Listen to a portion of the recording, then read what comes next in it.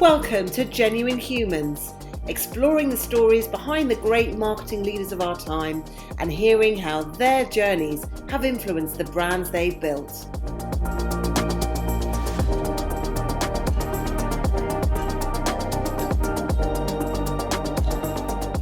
Brought to you by The Social Element, here are our hosts, Tamara Littleton, CEO and founder, and Wendy Christie, Chief People Officer. Today's guest is Emma Harris, marketing legend who has worked brandside for Eurostar and Virgin Holidays and now CEO and founder of Glow London. Hello, Emma. Hello, Tamara. And what I didn't mention is that The Social Element is also lucky enough to have Emma on the exec team. So Wendy and I have the pleasure of working with you. And it's in fact your lovely voice on the podcast intro for those people who may have noticed that. It is. So, Emma, let's jump straight in. Can you tell us firstly how Glow came about?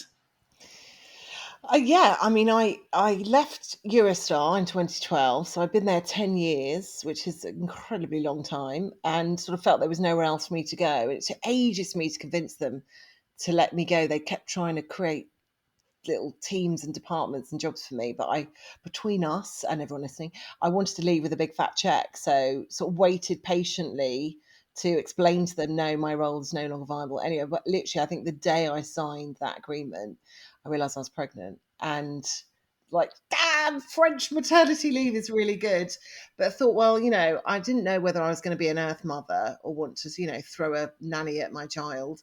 So I thought I'll start consulting, and all my mates in the agency world were the first people I turned to. Said, look, in fact, a few of them came to me and said, can you help us? A big thing I'd done when I was at Eurostar is rebrand them. And the journey was so immense. And I'd also led the change management when we moved from Waterloo to St Pancras. So I had this very commercial background, very brand background, but also recognised brand is more than just the colouring in. It's all about the people. And actually the time I spent influencing people at the depot and, in finance, how to deliver on the brand, no one else was doing that, I realised. So I started off doing some brand work on proposition stuff, and then it became, I couldn't just leave and go, great, now you know who you are, goodbye. I was like, well, how are you going to deliver this into the business? How are you going to engage people? How are you going to take people on the journey with you? So kind of there was born Glow. And then the story of how I actually came up with the name, I did a vision exercise with a coach in a very dark time in my life, actually.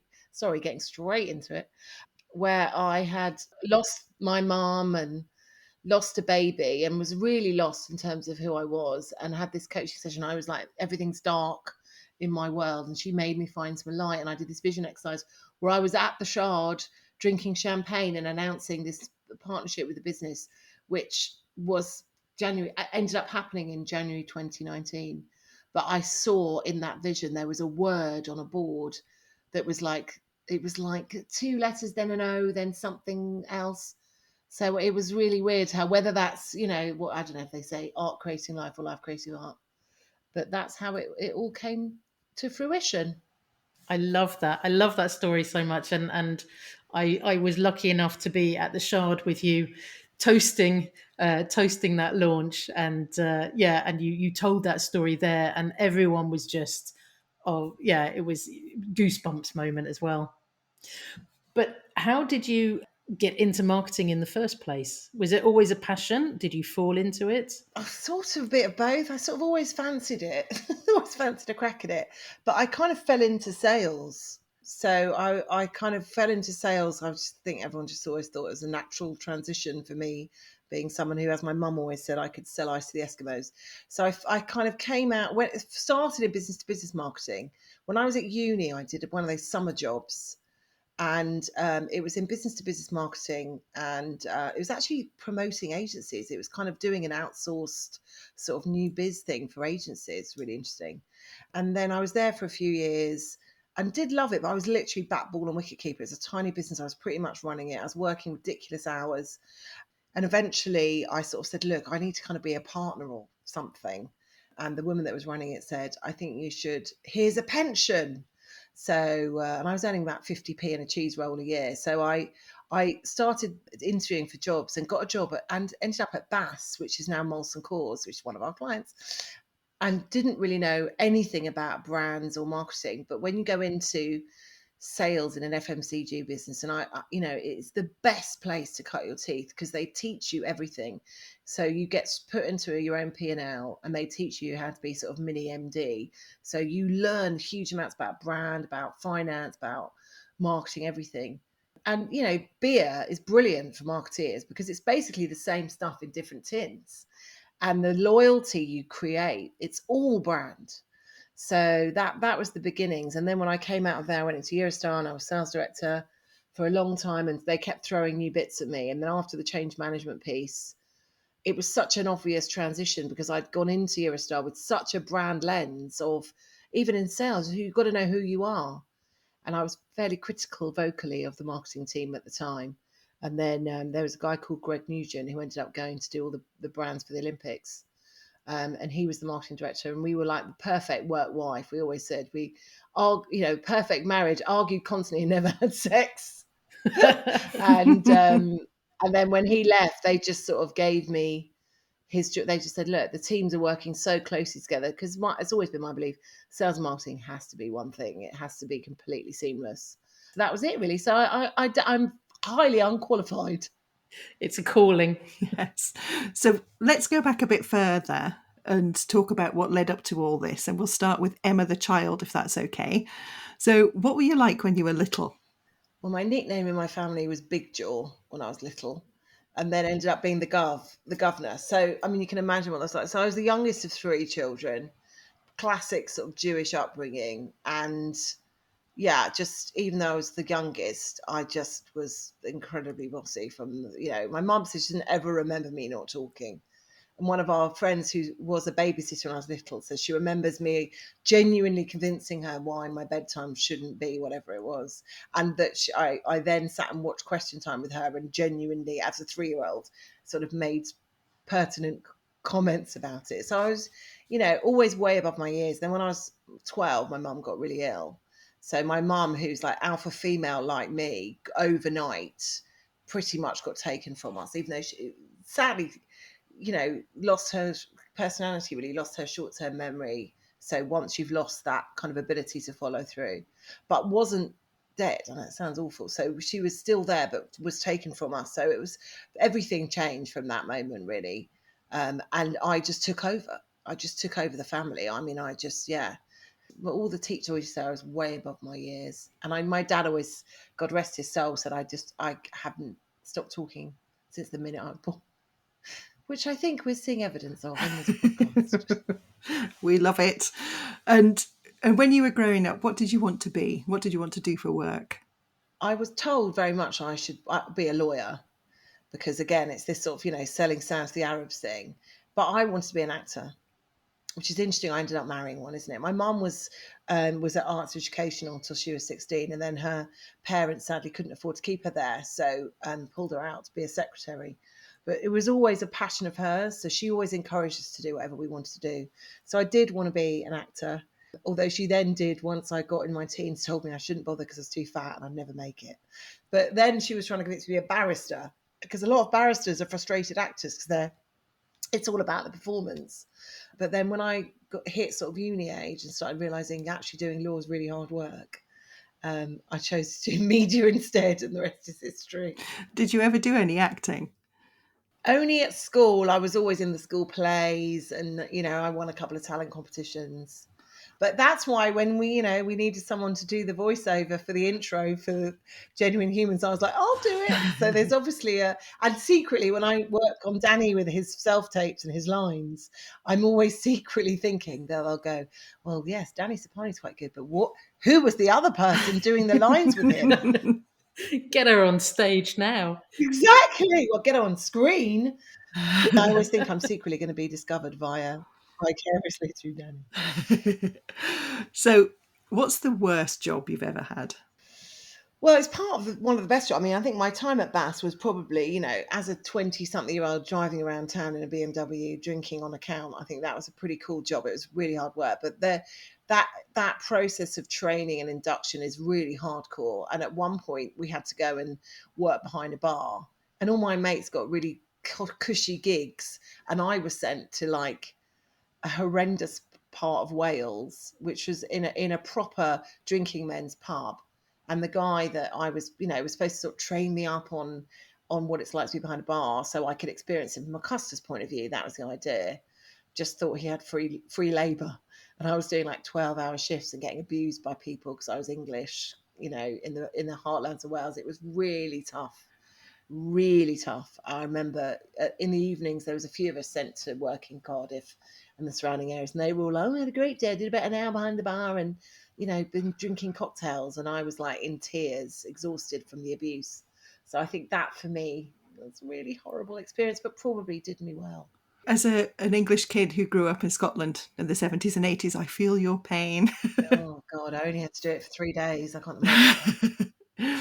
What advice would you give to your teenage self now, if you could?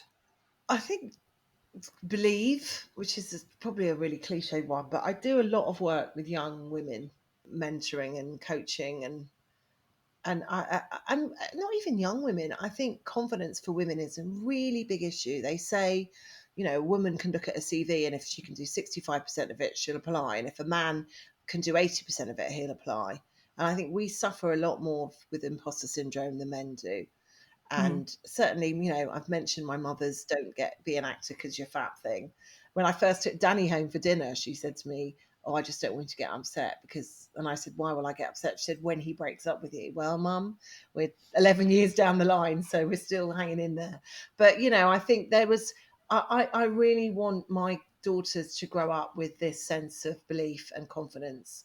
And, the voices in our head, and I think particularly now, are really loud because we're not distracted enough with all the fabulous things we've got outside of our houses for those of Mm. us that are still in lockdown. So I think it's just that, I would love to say, you're amazing, believe in yourself, and just to, help understand that all those noises don't exist. I've done so much work on NLP and a lot of stuff around belief, and it's such, I wish someone had given me that as a teenager, the understanding of the fact that your thoughts and feelings don't exist, and that you have control. You can be anything you want in life. You could have been an actor, but instead you married one. There we go. You still could be. That's true. I know that the impact that you've had on the social element in helping people with their confidence and self-belief has been immense. So please keep doing that for other people as well. I will. I mean, it's where I get probably my most energy from. I work with Marketing Academy, as you know, as well, a lot. And when I do a boot camp and I get messages, I've had messages from people saying, "You changed my life, and I've given my husband another chance. I've got my dream job." It's not me. It's the tools I'm giving them, the learnings I'm giving them. Yeah. And if I can give that to my kids, that would be the greatest gift. I bet you've worked with some amazing people over the years. Has there been anyone in particular who's influenced your career? It's a really tough one. I could name a few people. Tamara's definitely one of them. I think the person who springs to mind the most is a guy called Keith Hatter, who is the founder of Planet K2, who actually own 30% of Glow. They're kind of my I've got several families. So Social Element's one of my family, and Planet K2 is sort of another work family. And then I've got the Glow family. Then I've got my Virgin family. I'm very incestuous. But Keith, in 2006, when I was at Eurostar, and I was this kind of, burn it at both ends, party girl, work hard, play hard, single, crazy person, 300 people working for me, sent on this program called the Athlete at Work program. And I was a bit like, oh God, built for comfort, not speed. Athletes, not really my thing. And went in this room thinking, oh, this is just something that's going to take me out of the business for 3 days. I really don't have time for this. And Keith stood up and started talking and absolutely changed my life. And what he talked about was, what Planet K2 all about is helping business people take all the learnings from elite sport in terms of performance and apply it to themselves and really own your own performance. And that's, most of us are just doing what I did then, which was just go hell for leather on what am I doing today? How am I going to get through the day? That tactical approach to life, Whereas athletes think about their physical, their contextual, their emotional, their mental, and really giving people the tools. And that's all the, really helps with resilience, with performance, with readiness. You can't control everything, but control the controllables. And it changed my life. And Keith and I, not long after that, I sort of said, look, can we meet up? I want to see why Planet K2 isn't running the world, and became a non-exec director eventually when they said, oh, right, we'll make it official, stop interfering. And now they're a shareholder in Glow. And, he's just the person, along with Tamara, who I know when I'm struggling, I can phone and it will help me find the way through and make me feel like I'm not alone. So yeah, he's just, and a Glow wouldn't be what it is today if it wasn't for him and his belief in me and his support of me. And I'm going to bring the conversation round to brands again. So thinking about any brand that you've worked with, so brand side or agency side, what has been the biggest transformation that you've seen? I'm probably going to say Eurostar, because that was there where I was there 10 years and it went through such change. When I joined in 2001, it was 8 years old. It was growing. And it was run by mostly ex sort of British Rail Right. engineers, which is how you have to talk when you talk about British Rail engineers, who had no real commercial acumen. I'm sure any of them listening won't mind me saying so. And then, 2001. And when I joined, they were like, it's really great. Come for the party. You get bonuses every year. And it's just growing, because it was a new toy. And then when literally the month I joined, the recession hit. And then September, then 9/11 happened in that September. And the arse fell out of the business market. And I was in business sales at the beginning. And I suppose I was just right place, right time, come from this highly commercial FMCG. We did everything to 2 decimal places on a margin. And I was working with people that didn't even know what the budget was. And the change that we went through in the sort of following decade is remarkable. And the talent that people like Nick Mercer came into the business, and people like Greg, and there was a really amazing talented group. I put myself in that talented group of people running commercial. And then when we wanted to move from Waterloo to St Pancras, that change program was unbelievable. I worked with an incredible person called Dan Dobson Smith, who was head of learning and development, and him and I ran the change program. And in a year, or 18 months, we completely changed the business from being this sort of, legacy business in Waterloo to a future facing business in St Pancras. And our engagement scores in 1 year went up 24%, which I didn't realize at the time is unheard of. They're normally, a really amazing growth program would be 6%.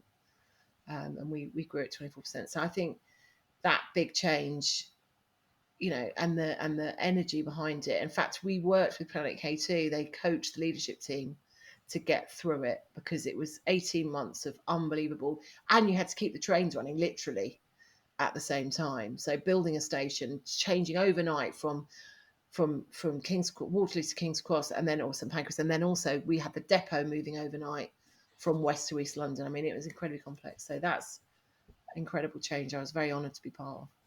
And if you think about your entire career so far, so not you being Oscar-winning actress just yet, but what you've done so far, what are you most proud of? I'll tell you, if I won the Oscar before he did, I think that would be big trouble. I mean, I think it has to be St Pancras, even though obviously that moment on stage when I launched Glow was so incredible, that having come from such a dark place to actually make that vision come true was amazing.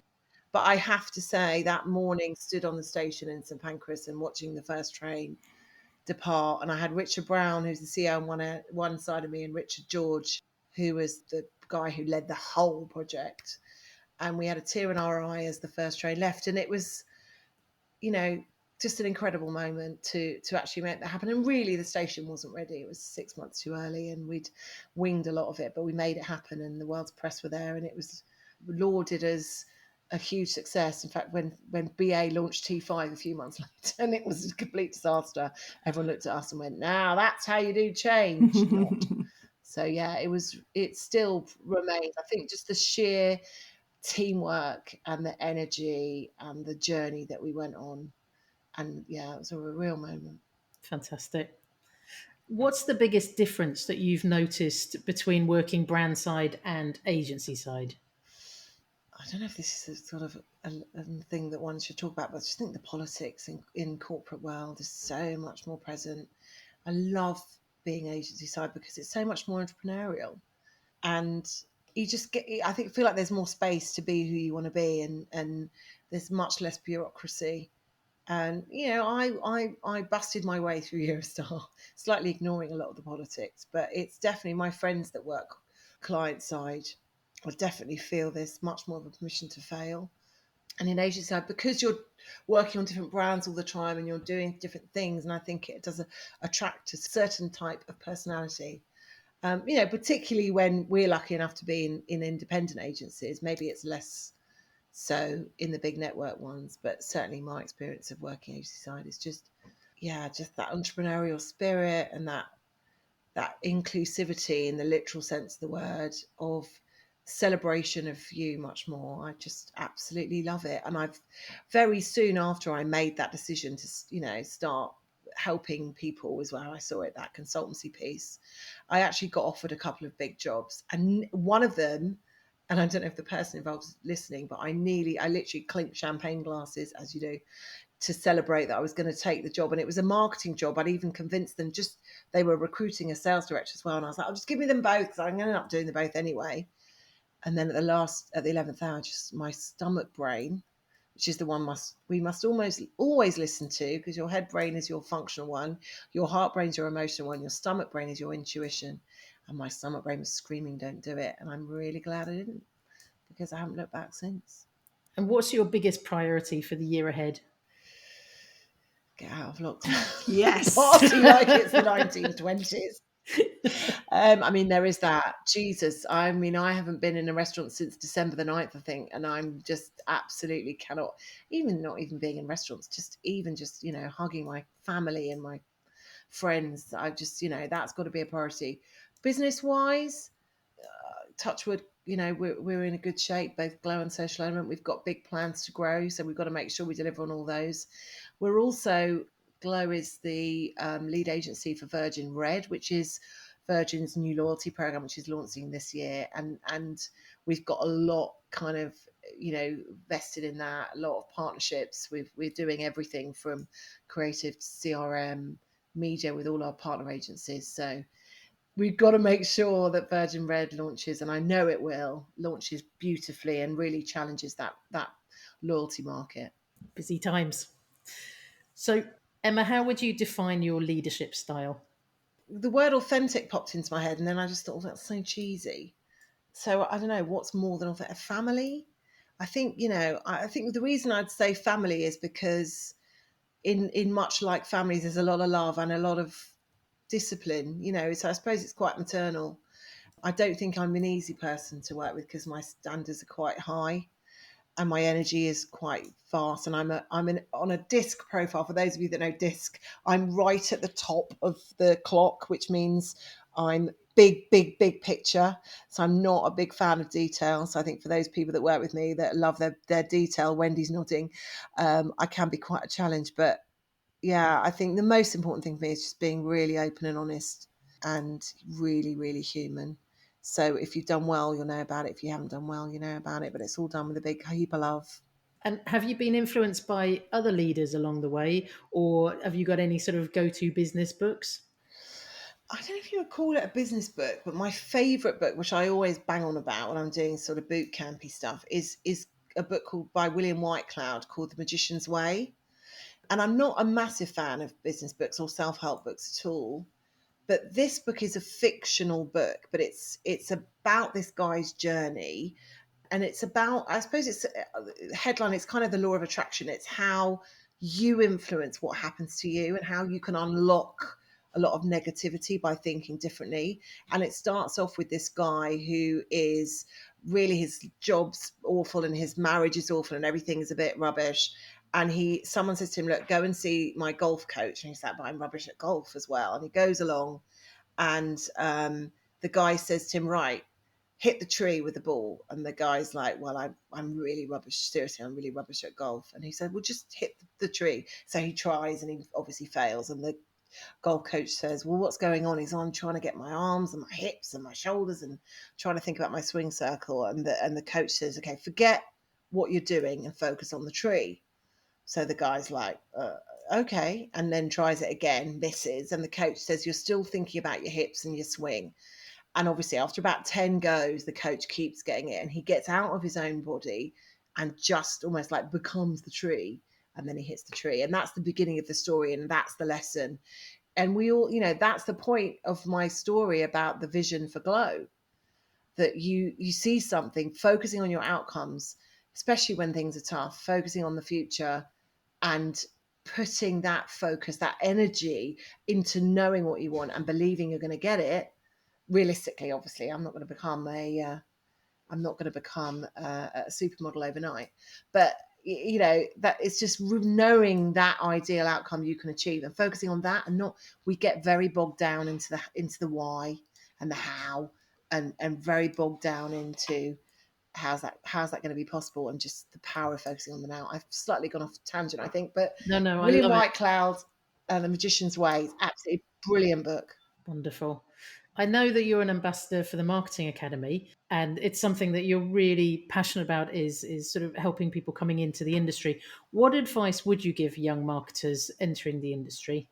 I think I'll go back to that advice I gave my teenage self, is that belief thing, is that you can achieve anything. The first thing is you have to just know what you want.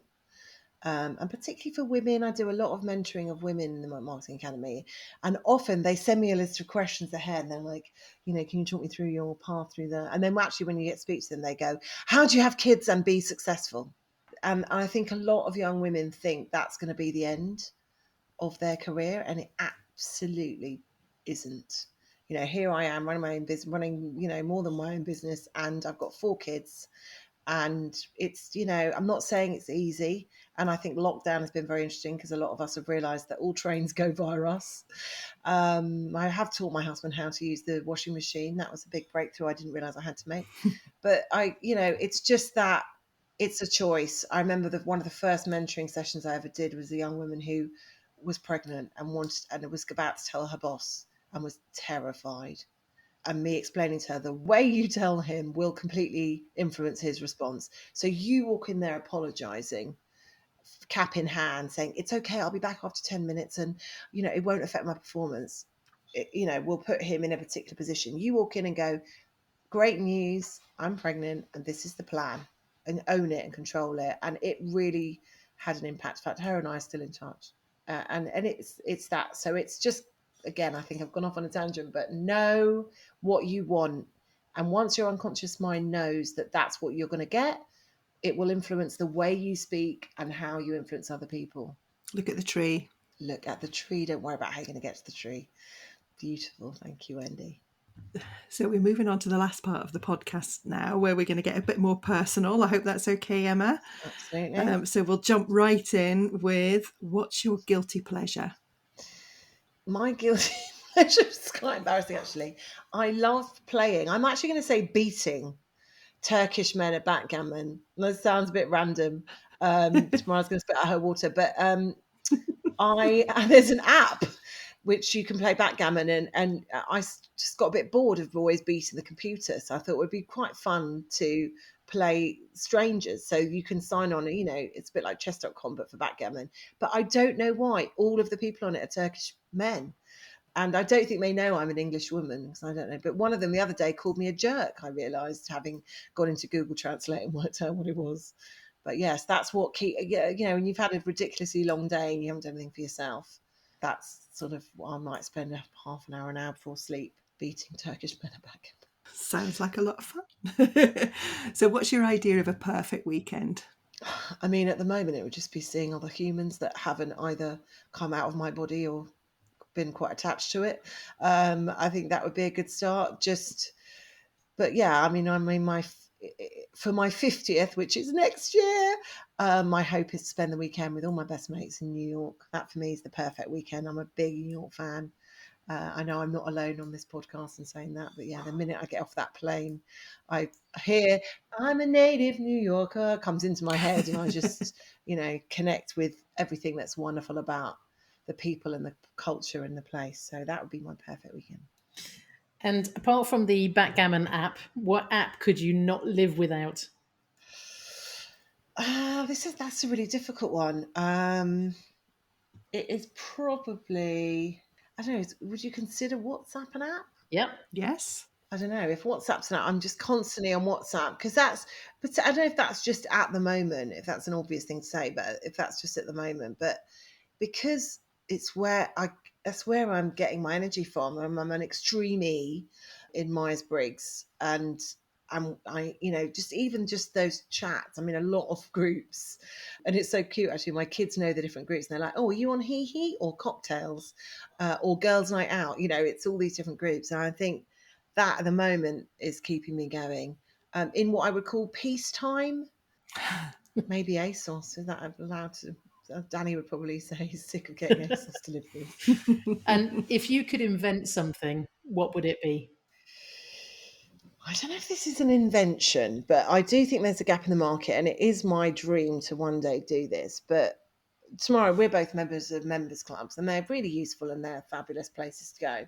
But as a mum, I really would love there to be a members club that was really inclusive to families. So I actually, in 2015, connected with a friend of mine who's amazing, woman called Heather, who ran the customer experience for the Olympics, and it's still our dream to do it. We got quite far, and then for a number of reasons it never happened, but our plan was to have a members club where you can, like Soho House, you can go and you can work and you can have fabulous food and drink, but there's also a creche or a kids area, so you can go there, work for the day, go and pick the kids up from school, throw them in the creche. They can be with brilliant creche people who are teaching them and inspiring them, and they're doing art and cooking and fabulous stuff, and those things do exist, but just as the kids club, there's nowhere that does both. There's a place called Purple Dragon, which is in Chelsea, which is it's that for kids, but it hasn't got the grown-ups bit as well. So to put that offering together, that would be my absolute dream. And it's a bit like the kind of American country club vibe, where it's somewhere at the weekend you might go for a roast, and you might go there on a Tuesday night because they're doing a wine tasting, and it just becomes a place for like-minded people, but all out of central London. So that's, I think more than ever now, there's so many people working from home. I don't want to be here all day because I end up doing the washing and getting distracted by the fact that things, the kids are around. So but I don't want to have to schlap into town. I've given away my secret now. Someone's going to steal No, it. you just need to do it. Do it now. Now that you've told the world, you need to do it before someone nicks it. Oh, yeah, I know. In my spare time. I'll do it in my spare time. You heard it here first, so no one can steal it now. So Emma, if I could gift you an extra hour every day, what would you do with it? I think it's probably a really boring answer, but I'd probably just spend it with my kids, because that's another thing. As a working parent, you just feel like you're generally failing on every level. You're not working enough and you're not spending enough time with your kids. And I noticed it in little ways. Like last night, I said I'd put my 4-year-old in the bath, and then I got a phone call. So the nanny went to do it, and he just cried and cried. And I was on the phone like, shh. And then eventually came on the phone and said, "What's the matter?" And he was like, "You said you were going to give me a bath." And you realise that little heartbreak. Mm-hmm. So I think, that's a big thing for me right now. I say delighted that my kids are currently not in the house. But yeah, I think if I had an extra hour a day, it'd probably just, more stories, more games. They can't get enough from you. And I suppose I always have that little lens in my head that my mum got taken from me when I was 12. So you never know what's going to happen tomorrow. Make the most of it. That sounds good. And how would your friends describe you? I don't know. I ask you that question. How would you like your friends to describe you? Okay. The good stuff. I mean, I think everyone always says I'm a whirlwind. When I was single, my friends lived vicariously through me that didn't have kids, because it was like, where are you this week? New York, Paris, Milan. So yeah, I think larger than life is something people always say about me. Just, a whirlwind, big heart, big mouth. If you could have one superpower, what would it be? That's such a good question. I don't know if you guys have seen Wonder Woman 1984. Have you seen No, it? no, no, it's on my list. We watched it last night. It's really good. And it's really interesting because I won't give too much away, but it did make me think, if I could do one thing, what would it be? And we've touched on it, but I think if I could sort of, instead of the X-ray eyes, see through people, but give people confidence. If I had a superpower that would turn the noises down in our heads, could just switch that off or certainly quieten it down. I think, it keeps you humble, doesn't it? But if I could do that for the people I love, I think that would be an amazing superpower to have. No one's invented that superhero yet, so maybe there's a story. And you could star in your own movie and win that Oscar. There we go. Yeah. I would say you're doing it already, Emma. So you've got that superpower already.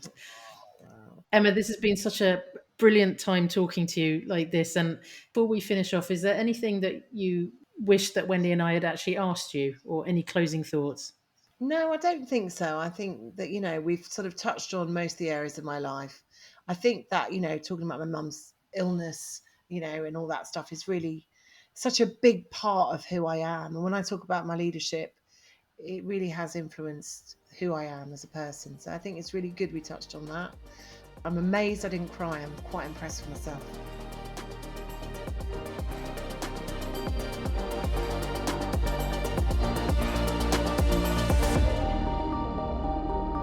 You've been listening to Genuine Humans, brought to you by The Social Element. If you loved what you heard, remember to subscribe, or you can find out more at www.thesocialelement.agency.